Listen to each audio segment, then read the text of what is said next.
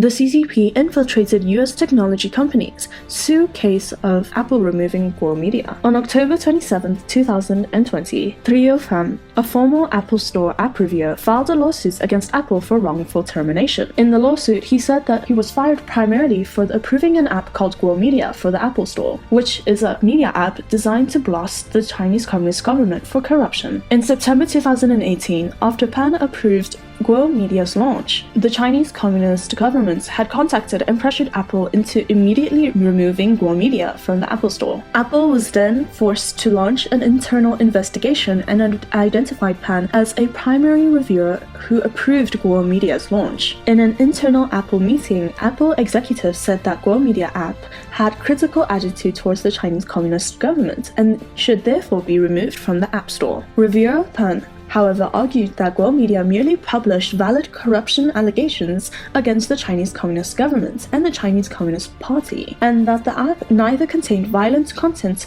or incited violence, nor violated any of Apple's policies and procedures regarding apps, and therefore should not have been officially removed. As a manifestation of freedom of expression, it should have been kept in the Apple Store. However, just after the reviewer Pan argued his case, Apple eventually took down the Guo Media app and fired Pan himself due to pressure from the Chinese Communist authorities. In fact, this is not the first time Apple has capitulated to the Chinese Communist government. In July 2017, Apple removed all VPN software from its Chinese stores. In September 2019, all Apple users with Communist China's SIM cards were banned from accessing TikTok and Apple News. In October 2019, the Republic of China Taiwan flag emoji was removed from iOS 13. In May 2021, 7 Apple suppliers accused of using products from forced labor in Xinjiang. In addition, at the request of the Chinese Communist Party, Apple also stored all the private data of users in the country in a cloud-based Guizhou big data center established by the Chinese Communist government